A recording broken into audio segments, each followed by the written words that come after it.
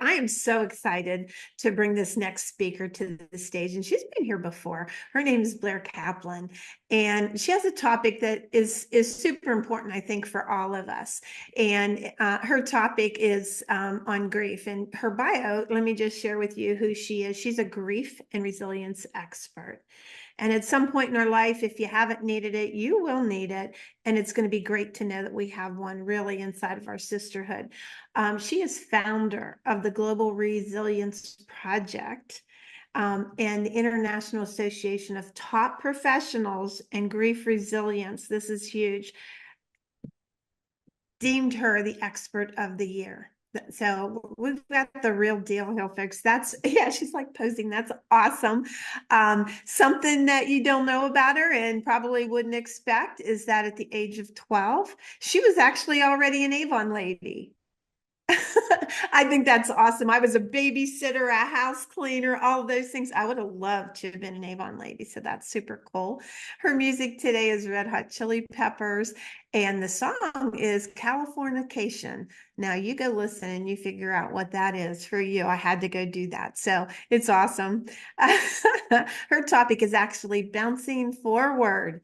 And she too has gifts. If you're just joining us, listen up. We're going to ask a question. You'll be able to put your email address in, the answer to the question. And if you're lucky, you'll be the grand prize winner. She does, however, first have a gift for all of us, and that is a workbook. And that is to how to wake up your resilience muscle. Yeah, we might need that. And the one-on-one that she has for the grand prize winner is a book and a coffee date with her, and that's worth $300. So very generous. I love your glasses. I love your spirit. It's going to be great to hear from you. Without further ado, I bring you Blair Kaplan. Hi, Kathleen. Thank you. It's nice to meet you on the screen. Oh, look at that. Hi, everyone. I am Blair Kaplan Venable. So I'm going to make it a bit of an interactive session today. I'm going to tell you a bit about my story, and I'm going to talk about how to strengthen your resilience muscle. And when we get to that part, there's going to be some interaction, and I'm really excited about this, and it'll keep you on your toes. It's so exciting. So before I begin, I have to brag a little. I call it peacocking. So I have a business called Blair Kaplan Communications. I'm a social media and publicity expert. So I specialize in visibility. The Global Resilience Project is a social enterprise that I started, and you'll hear why in a second. But what I teach in my social media work and my thought leadership work is to peacock. Because you know how male peacocks stick out their feathers and they like shimmy to attract mates? We got to get better at peacocking. We got to brag about our accomplishments so our friends can brag about us, so potential clients can see what we're good at. And I've had probably the best week in business in maybe my whole career. My business is almost 16. And not only this week did I ticked 2 things off my bucket list. It has been a dream of mine for at least the last 8 or 9 years to do a TED Talk. And I applied to a new TED Talk whose theme is rethinking resilience in Seattle. And out of 70 applications, 12 people were chosen, and I was one of them. So like a TED Talk has been like one of my like goals I've had for a very, very long time. Yay. And then second, about a year and a half ago, I signed a contract, and last March I recorded a segment for a new TV show. And it was supposed to air a long time ago, but it didn't. There was lots of back and forth. But my episode in this new TV series, which tells my story, which I'm going to be telling you in a second, just dropped yesterday on Amazon Prime, Apple, and Google Play. So very exciting stuff. Very big week for me. And I have a cold, so I apologize.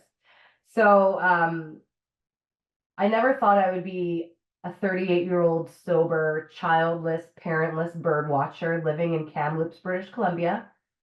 But that is my reality. I'm a child of divorce and the daughter of a man who lived with addiction. And I was very close with my father. He was a diamond dealer, a very successful gemologist. The 84 and 85 Stanley Cup rings, he worked with Wayne Gretzky, and those diamonds are from him. And my dad was a genius, and he wanted to work longer hours, and someone introduced him to cocaine. And unfortunately, he developed a severe addiction to drugs. And when I was 7, sold his business and he left our family. His addiction was very bad. It went from doing cocaine through his nose to injecting drugs to smoking crack. I'm from a very tight-knit community. I was raised in the Jewish community in Winnipeg, went to Hebrew school, summer camp. Everyone is 1 degree of separation from each other. No one talked about it. No one talked to me about my dad not being unwell. I thought my dad stopped loving me. Blair, I'll come to your birthday party at the roller rink, I promise. I would do a lap, sit by the door, no dad. I would do another lap, sit by the door, no dad. That happened a lot. And so I went from admiring my father to striving to get his attention to anxiety, depression, abandonment issues, and a slew of other things. No one sat down with me and said, your dad loves you, he's just not well. I thought my dad stopped loving me. And so I grew up, went to school for public relations. I worked for a little company called Lululemon Athletica. I helped open the store in Winnipeg, Manitoba.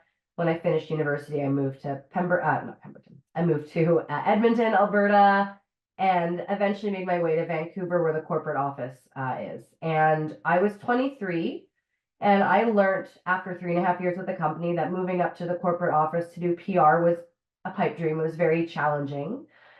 Because the company went from private to public, and they were bringing in people with like 23 years experience, which I couldn't lie about because I was only 23. And so I decided to quit my job, start my business. I started a PR company at the age of 23 at the beginning of the recession in 2008, and I began networking. In fact, that's how I met Deb. I actually accidentally started a coupon company because I wanted free yoga, and one of her former companies was had coupons with me. And that's a story for another time, but like the takeaway from that is don't start a coupon company, just pay for yoga. And so during this time, I was doing a lot of growth. I was in my early 20s, living in Greece, partying, doing a thing. I'm not sober. I am sober now. And Lululemon actually gave me the gift to go to this personal development forum, Landmark. I didn't really care. I was just like there for the experience. But there I was given the tools I needed to forgive my dad. I don't even know. Like I was actually just listening to a podcast about cults and it's about the Landmark cult. But I couldn't remember the section of where it happened. And I think I do now. I think I like understand where, because like someone's like, what was said? And I'm like, it's like I blacked out, like I don't remember. But I'll never forget standing in like a grocery store on a break, using my mom's calling card, calling my dad, crying, telling him I love him no matter what. And I was willing to accept whatever relationship he can give me and, let everything from the past go. We continued that conversation later in the privacy of my own hotel room, but we developed a beautiful relationship. He started to come visit me from the middle of Canada out west a couple times a year, and I got to know my dad. I got to know this stranger, and I got to understand that he loved me this entire time. He loved me. He just was not well, and I started to understand addiction. I eventually moved up to the mountains. I lived outside of Whistler, British Columbia, at a place called Pemberton, because I met my husband on the internet. We're still together 13 years later. And my dad would come visit me. And I actually never thought that this would happen, but he and my mom walked me down the aisle at my wedding. And I never saw my dad being able to do that. And it was such a gift. But at the end of 2018, we learned he was terminally ill. He had chronic pulmonary obstructive disorder. He was oxygen dependent, and he had lung cancer. 40 plus years of drug addiction, nicotine addiction, like, it doesn't end well. I felt robbed. I finally had my dad back in my life, and now he was being taken away from me, and it felt very not fair. Like nothing's really ever come super easy to me, but it just like seemed mean and cruel. And I did something that I've never done before, and it was letting my skeletons out of the closet. I started to share my story, our story of his addiction, my forgiveness, and our resilience. And I started to talk to anyone who would listen. Coffee dates, Zoom dates, phone dates, in person. And what was happening was something very special. Blair, your story inspired me to fix things with my dad before they died. Blair, your story inspired me to get a therapist. Wow, Blair, I can't believe I just shared my story to you. I've never told anyone that before. We created a safe space for people to share. And so I said, hey, Dad, what if we write a book and we gather stories of resilience from around the world and we bookend it with your story at the beginning and mine at the end. So when you're no longer here, we can still help people. And so he was into it. And at the beginning of March 2019, we launched the Global Resilience Project. Unfortunately, the universe really tested how resilient I am. And I'm going to list off a few things that are quite traumatic. It happened over a few years span, and it sounds like a laundry list because it is. And I just want to put that out there. But in the matter of announcing the project and navigating my dad's end of life, I also lost my grandfather.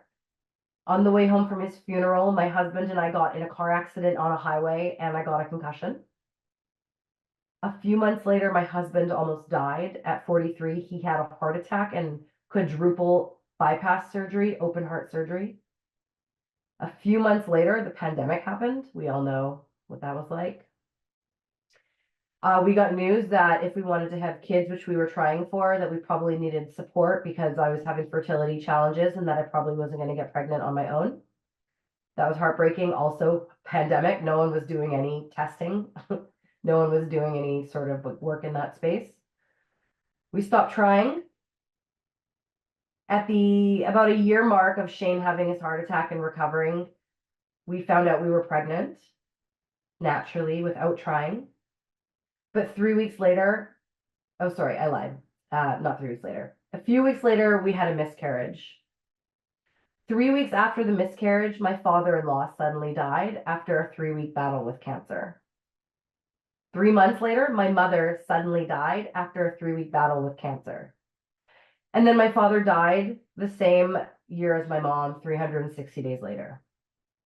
Listen, I wanted to give up. I could have given up. I could have easily just like blew my life up and went into the forest and like built a off-grid hut. I wanted to so badly, but I didn't. I had a choice to make. And I knew that with the platforms I've built, I'm here to turn my pain into purpose, and that my mission in this lifetime is to be of service and to be the lighthouse in the storm.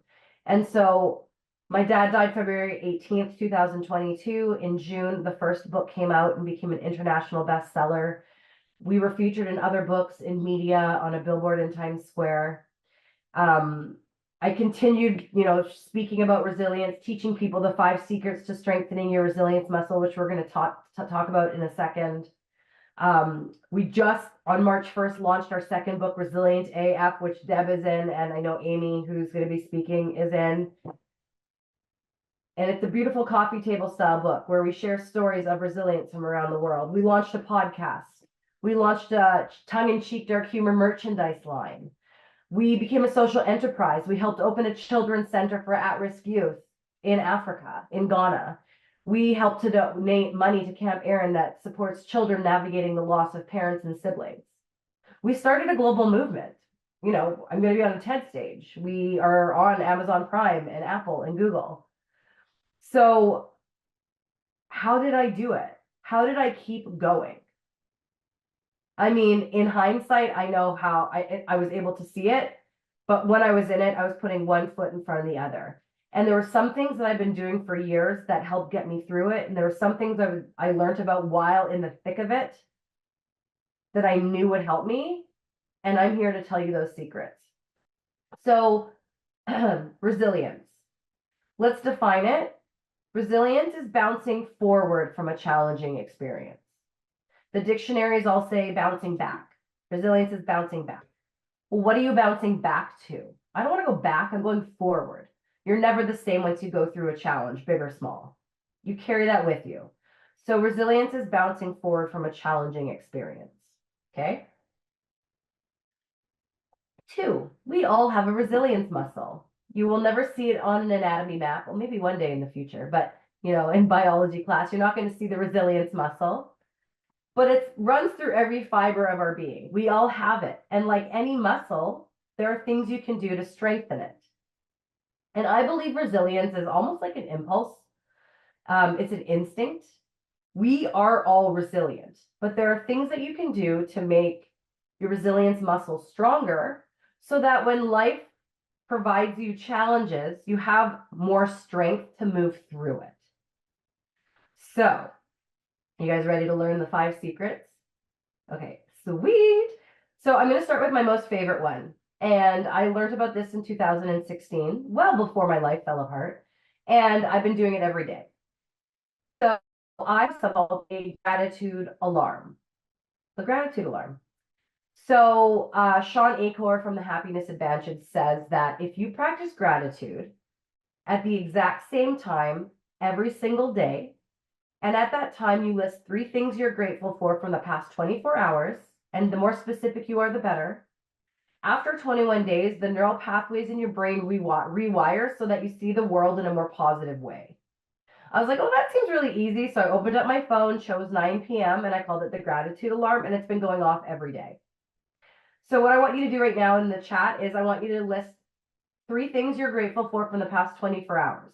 And this isn't like, yes, you can be grateful for your family and the sunshine, but think about it.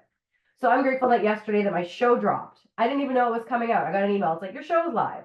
Grateful for NyQuil. I'm battling a cold and I love NyQuil. I mean, I'm sober. You gotta give me some stuff.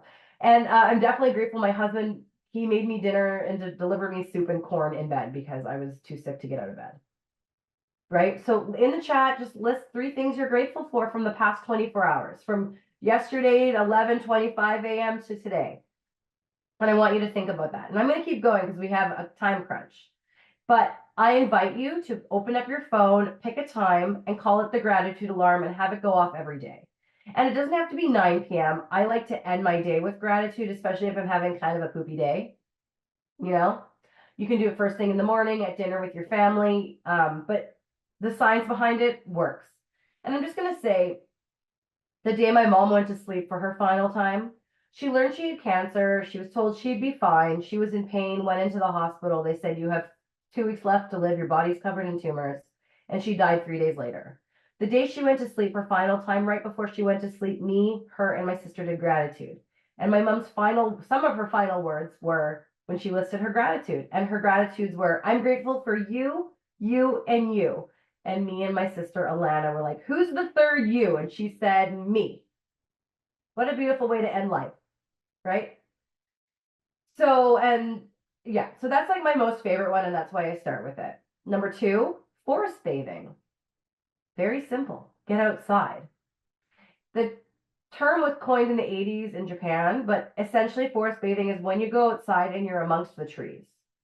There is science that shows that that reduces stress, increases immunity. In fact, when was the last time you hugged a tree, if ever? There's science that shows you when you hug a tree that it grounds you and it regulates your nervous system. This is really important. Regulating your nervous system is really important when you're navigating the hard stuff in life. I didn't know that. My nervous system in the last year is finally even keel. I lost hair, gained weight, my skin was weird, like rashes and blisters. Like I was not okay. You want to regulate your nervous system. And if you can't go into the forest, because we don't all have that luxury, can you just get outside? Can you bring plants inside? Remember, like trees give us oxygen. They're living, breathing creatures just like us. So getting outside, forest bathing, very important to strengthening your resilience muscle. Sleep. Who here sacrifices sleep? Who here gets into the bed with the intention of going to bed, but then they scroll for an hour or they turn the TV on? Can you put your phone in a different room? I am in various communities with a lot of biohackers, people who like use science to like optimize their health, focus on longevity, sleep, health. The consistent thing that comes out from research is that the importance of sleep for everything you do, including managing challenging experiences. If you're tired, sleep. Cancel plans. I leave parties. If people are at my house and I'm tired, I go to bed. Like it's a non-negotiable for me. Like after this, there'll be a nap because sleep is so important. Your body needs sleep. Your brain needs sleep. You don't have to say yes to everything. You can cancel plans. You can move things around. Prioritizing sleep is important. I don't have kids. I'm going to recognize that. So I have a bit of a luxury in that sense. But what you can do is optimize the sleep you have. So maybe there's no TV in the bedroom. I bought an alarm clock that's a sunrise alarm so I can sleep with my phone in a different room. What are the hacks that you can do? Do you need an eye mask? Do you need a noise machine? Figure out what you need to do to optimize your sleep. Okay. So the fourth one is fuel. How do you fuel your body? What you put in your mouth matters, and we're not going to talk about nutrition, but we all know that like eating fruits and vegetables and drinking water are important, and like reducing your, processed foods and sugar is also important. And like, listen, I'm a fan of a cookie dough blizzard. In Judaism, when someone dies, people like send you lots of food, and it was COVID, and people were sending us food for like 50 people, but there were 6 of us. And I basically turned into a bagel. I think a Jewish hug is a bagel, but like I became a bagel. Do what you got to do. Like if you got to order blizzards and eat bagels every day for 2 years to survive, go for it. But what you put in your mouth matters. But it's not just that.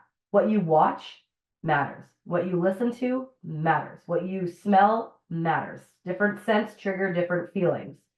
I love hip hop. I love pop. I love rock and roll. I love metal. When I was going through all this, I had to cut out a chunk of music. I started listening to more audiobooks. TV. I just started to be able to watch Grey's Anatomy again, and I still struggle with the firefighting shows. I love The Real Housewives. I love reality TV. I had to cut that out for a while because it's an energy exchange. You're watching drama happen on the TV, and you're sharing that energy with it. So what you consume through all your holes in your face matter. And then number 5, and this is my favorite one. Storytelling, sharing your story. Okay. I think, some people are made for the spotlight. Some people want to be on stage and to talk about their story, and some people don't. And that's okay. When I say share your story, I mean, don't keep it in. Do you have a journal? Have you ever written out your story? Do you have a journaling practice? How about a therapist or a counselor or someone in that space to talk to? Or a trusted family member or friend. Maybe you write your story. Maybe you want to be a part of our next book, right? Maybe you're part of the 262 book. Sharing your story is important. Neurons in your brain, neurons that fire together, wire together. Sharing your story builds connection. Like, as I'm telling you my story, you are forming a connection with me. There is science behind it. Everything I teach is science-based. I'm not a scientist, but I research. And storytelling is so powerful because it helps you heal. It helps you process.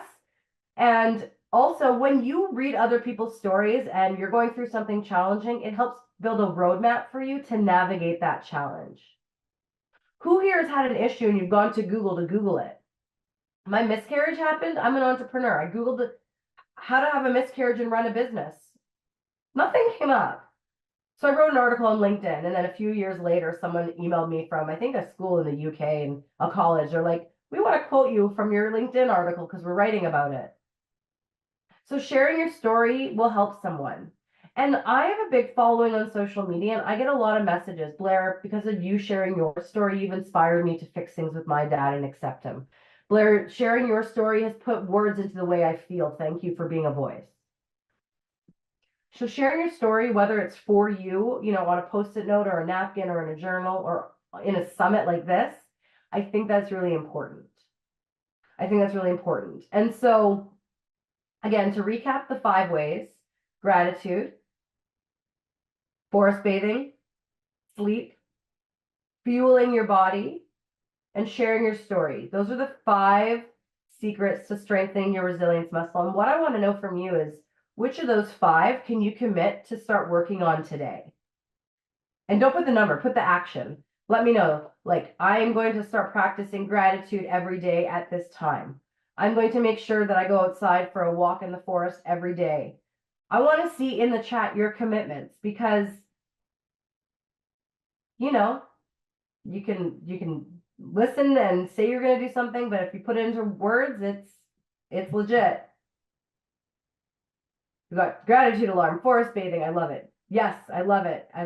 So that comes to the end. So again, I'm the founder of the Global Resilience Project, a social enterprise You can learn more about us at theglobalresilienceproject.com. I'll put my links in the chat, but I'm here to create a safe space for you to share your stories of resilience to help you and the rest of the world heal. Our goal is to help 88 million people strengthen their resilience muscle by August 2025. And I think I hit it yesterday with the show airing. So thank you so much. Wow, wow, wow. Blair, I know you said you weren't feeling it, but you were amazing. Big round of applause. Yeah, hearts, Thank you. everybody.